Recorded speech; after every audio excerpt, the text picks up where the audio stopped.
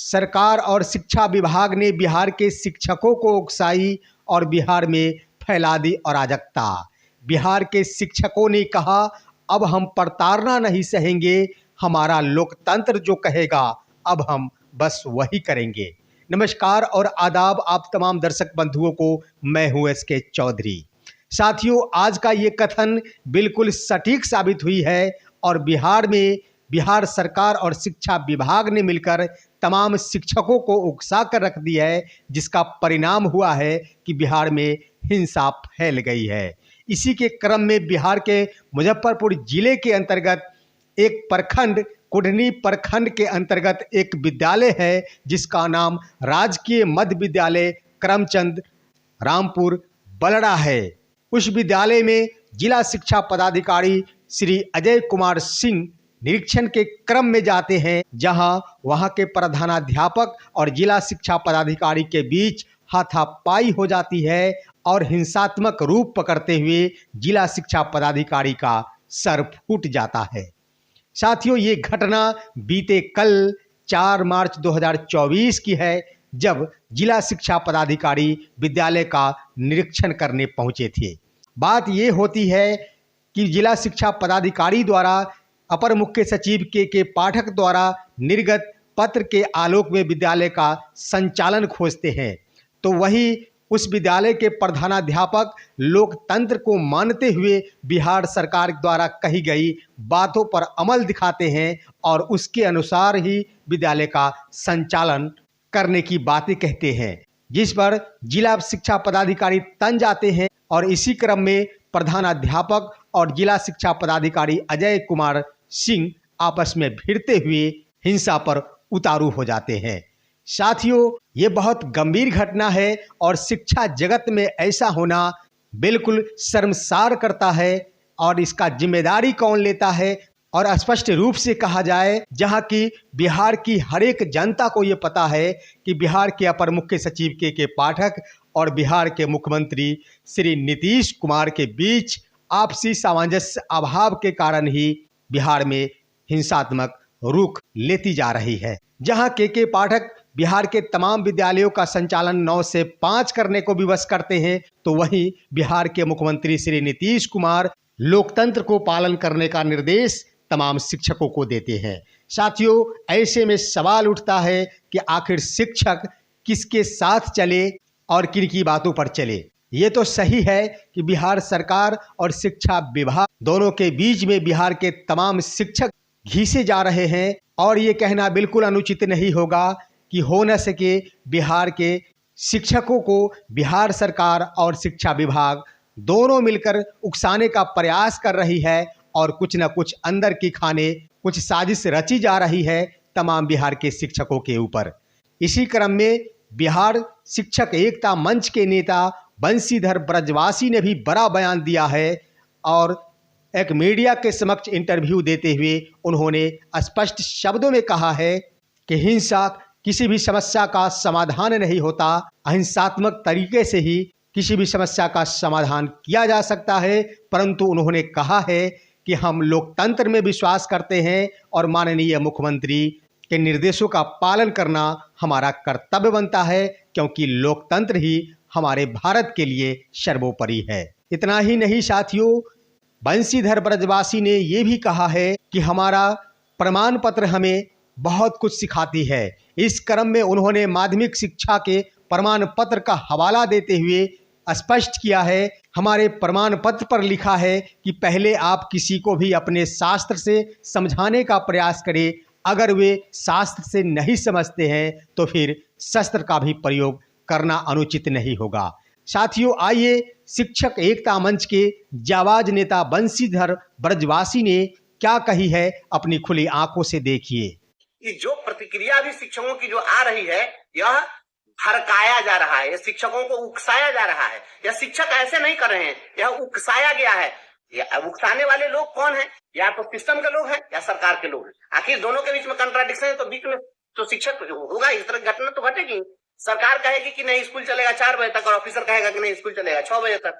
तो आखिर हम किसको माने? हम मुख्यमंत्री को माने कि अपने अधिकारी को माने? हम लोग तो लोकतंत्र में विश्वास करते हैं, तो हम लोग तो मुख्यमंत्री की बात मान रहे हैं कि मुख्यमंत्री ने जो कहा दिया बात सही है। तो अब यहाँ पर फंस गया है कि मुख्यमंत्री की बात मानते हैं तो अधिकारी से जाते हैं, अधिकारी की बात मानते हैं तो परेशानी होती है। तो ऐसी स्थिति में भिड़ंत होना लाजमी है। बेशक शिक्षकों को हिंसा पर उतारू नहीं होना चाहिए, हिंसा का कोई समाधान का रास्ता नहीं होता है, लेकिन हम बताना चाहते हैं इनकलाबी दस्तक के माध्यम से हम अपने अधिकारियों को, पदाधिकारियों को, समाज को, राजनेता को, शिक्षकों को, बुद्धिजीवियों को, यह मैट्रिक का सर्टिफिकेट है, इस मैट्रिक के सर्टिफिकेट को जरा सा देखिए, जरा इसके मोनोग्राम को देखिए, एकदम आराम से देख लीजिए इस मोनोग्राम में क्या लिखा हुआ है। यह मैट्रिक के सर्टिफिकेट का मोनोग्राम हम आपको दिखा रहे हैं। इस मोनोग्राम पर जो बिहार विद्यालय परीक्षा समिति जो सर्टिफिकेट देती है, वह समिति का जो मोनोग्राम है, उस मोनोग्राम को जब आप पढ़ेंगे तो उस मोनोग्राम पर लिखा हुआ है अग्रतः सकलम शास्त्रम पृष्ठतः ससरंग धनु। और उसमें आप देख रहे हैं एक युवक की तस्वीर है, इस तस्वीर पर वह मोनोग्राम लिखा है, एक सूक्ति वाक्य लिखा हुआ है। और यह जो तस्वीर है, बहुत सारे लोग इस तस्वीर को राम का प्रतीक मान लेते हैं, लेकिन वस्तुतः यह राम का प्रतीक नहीं है, क्योंकि हाथ में पुस्तक दिखाया गया है। राम की कोई भी तस्वीर ऐसी नहीं है जिसमें पुस्तक दिखाई गई हो।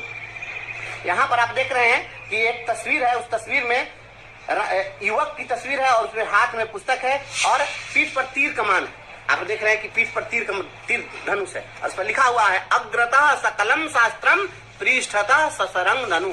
मतलब क्या होता है, बिहार विद्यालय परीक्षा समिति हमें बताती है कि तुम मैट्रिक अगर पास कर गए तो मैट्रिक पास करने के बाद इतना समझ लो, कम से कम इतनी जानकारी तुमको हो जानी चाहिए कि आगे में सकल शास्त्र को रखो। किसी भी व्यक्ति को अपनी बात समझाने के लिए उसको शास्त्र से पहले समझाओ, पुस्तक से समझाओ, संविधान से समझाओ, नियम परिनियम से समझाओ, सारा नियम कानून शास्त्र इसको सिखाइए और इसे समझाइए कि ऐसे नहीं, ऐसे नियम है। और उसके बाद भी अगर कोई बात नहीं माने तो लिखा है अग्रता सकलम शास्त्रम, आगे में सकल शास्त्र रखिए, लेकिन पृष्ठता ससरंग धनु, पीठ पर तीर कमान भी रखिए। जो शास्त्र से नहीं समझे उसको शस्त्र से समझा देना चाहिए। यह स्वाभाविक प्रक्रिया ये होता है, जब कोई शास्त्र से नहीं समझता है तो उसको शस्त्र से समझा दिया जाता है। यह बिहार बोर्ड हम लोग को दिया सर्टिफिकेट।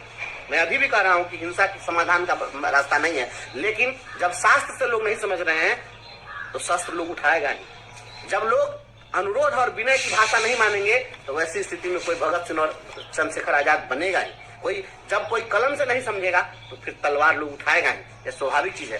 तो दोस्तों, आपने देखा कि किस तरह शिक्षक एकता मंच के नेता बंशीधर ब्रजवासी अपनी बातों को रख रहे हैं। हालांकि उनका कथन बिल्कुल जायज है और कहीं से भी कोई भी किसी भी बिंदु के माध्यम से इनके तथ्य को काट नहीं सकता है। हालांकि ये भी बात सही है कि इन दिनों बिहार के तमाम शिक्षक खुद को प्रताड़ित महसूस कर रहे हैं। दिन प्रतिदिन उनको शोषण किया जा रहा है, एक तरफ बिहार सरकार के द्वारा तो दूसरी तरफ शिक्षा विभाग के द्वारा, शिक्षकों द्वारा ये भी आरोप लगाया जाता है कि के पाठक और माननीय मुख्यमंत्री दोनों मिलकर बिहार के तमाम शिक्षकों के साथ धोखेबाजी करते हुए उनसे बदला ले रही है। अब बिहार के तमाम शिक्षक प्रताड़ना नहीं सहेंगे और उनका जो लोकतंत्र होगा बस वो वही करेंगे। वहीं दोस्तों, वीडियो कॉन्फ्रेंसिंग के क्रम में के पाठक द्वारा हुए अश्लील भाषा संबंधी वीडियो, जिसके कारण सदन से लेकर सड़क तक सरकार के साथ साथ शिक्षा मंत्री को भी फजीहत झेलनी पड़ी थी। और इसके अलावे अपर मुख्य सचिव के पाठक को भी पसीने छूट गए थे। उस वीडियो को वायरल करने वाले माध्यमिक शिक्षा डीपीओ सहरसा को कड़ा एक्शन लेते हुए अपर मुख्य सचिव के पाठक ने निलंबित कर दिया है। और इस निलंबन अवधि में उनका मुख्यालय शिक्षा उप निदेशक कार्यालय दरभंगा बनाया गया है, जहां वे रहेंगे। साथ ही साथ निलंबन अवधि में कई धाराओं का प्रयोग करते हुए उन पर कार्रवाई की प्रक्रिया भी चलती रहेगी। उधर दोस्तों, एक बड़ी खबर आई है कि तमाम नियोजित शिक्षक जो सक्षमता परीक्षा में सफल होंगे उनके विद्यालय का पोस्टिंग इसी मार्च महीने में कर दी जाएगी। साथ ही साथ ये खबर आई है कि तमाम नियोजित शिक्षकों को 70 से 80% शिक्षकों को अपने जिले ही मिलेंगे। और बड़ी बात यह है कि इन शिक्षकों का विद्यालय का आवंटन भी कंप्यूटर के जरिए रैंडमाइजेशन के माध्यम से होगा। आगे देखना है ये हकीकत है या फिर जुमलेबाजी, ये तो वक्त बताएगा। लेकिन इतना जरूर है कि तमाम शिक्षकों ने अपनी मन बना ली है कि अगर सभी शिक्षकों को अपने मन के अनुरूप विद्यालय या फिर जिले नहीं मिलते हैं तो उनको नियोजित शिक्षक ही मंजूर है, ना कि राजकर्मी। साथियों, इन तमाम बिंदुओं पर आप सभी का क्या कहना है, आप सभी अपने कमेंट में अवश्य बताएंगे। हमारे इस वीडियो को लाइक करते हुए तमाम दोस्तों के पास शेयर कर देंगे। हम फिर मिलेंगे आपसे अगले वीडियो में, तब तक के लिए कहते हैं जय हिंद, जय भारत दोस्तों।